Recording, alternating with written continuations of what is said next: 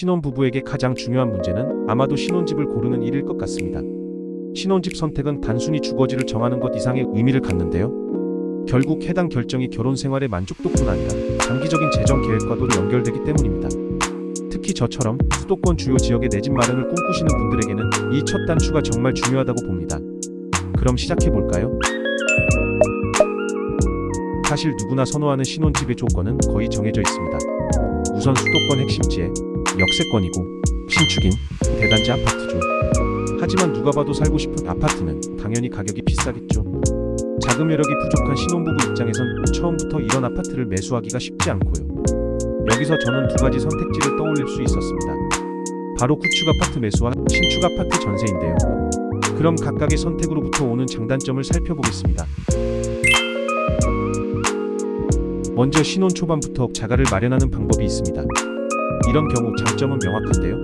우선 무주택자로서 느끼는 가장 큰 불안감을 해소할 수 있습니다. 집값이 계속 올라서 내 집 마련이 점점 더 어려워지지 않을까 라는 걱정으로부터 벗어나게 됩니다. 또한 2년마다 이사를 다닐 필요도 없어져 주거의 안정성이 보장됩니다. 전세금을 올려달라는 집주인의 요구에 서러울 일도 없습니다.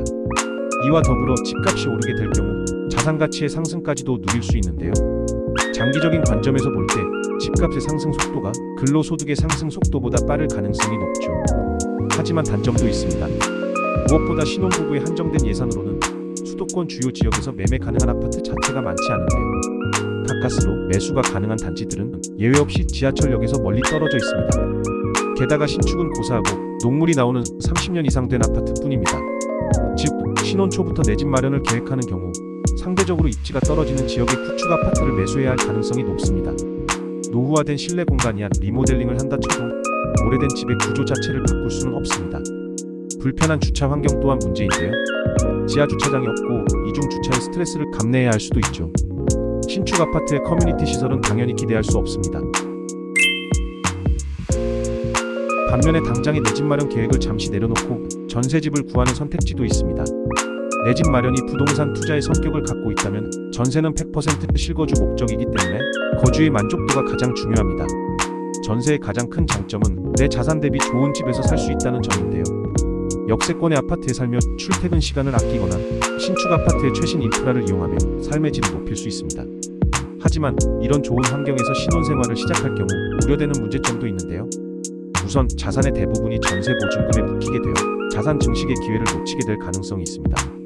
이보다 더 큰 문제는 신축 아파트에 한번 살아본 이상 눈이 매우 높아지고 구축 아파트에는 더 이상 살기가 어려워진다는 점입니다. 전세로 이미 좋은 환경에서 살고 있는데 내 집 마련을 위해 낙후된 구축 아파트로 이사갈 수 있을까요?